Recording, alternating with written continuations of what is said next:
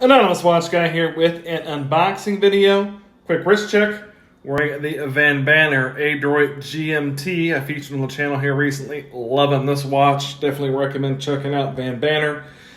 Today I've got an unboxing for you. I will do a full review on this one. And yes, I bought another Seiko. It's just hard to say no sometimes. Let's be honest. This is the SSK009. This is part of the Presage line. This is the Presage 60s style, inspired by 60s automobiles and vintage Seiko watches from the 60s. This has been out a couple months. Really like the look of these watches, and I really like this particular colorway that I picked up.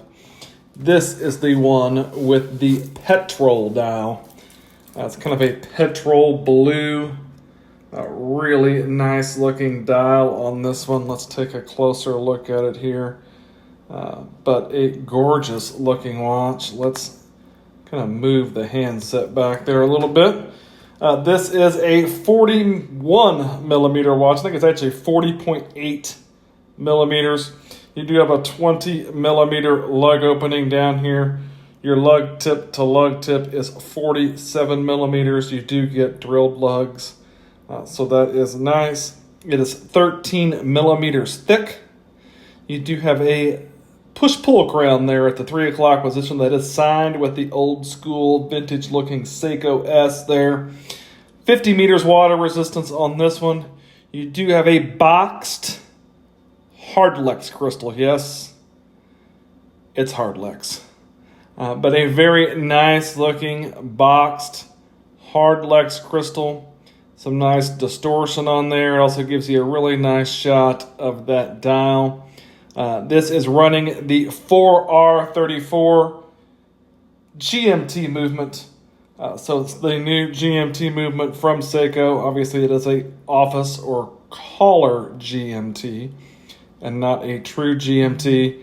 But if you like maybe the 5KX GMT, maybe that one isn't for you. Maybe you want something that looks a little dressier. Maybe this Presage GMT is something that you might be into. This one is a little bit more. I think these are $625 full retail. You can always probably find a deal on it. I did not pay that much for this watch. I got a little bit of a discount on it. But a nice looking watch. Again, I really do like that petrol blue dial. You can see there is a little bit of character to that dial. And that crystal definitely adds to that. Really like the look. High polish applied indices. Dauphine style handset.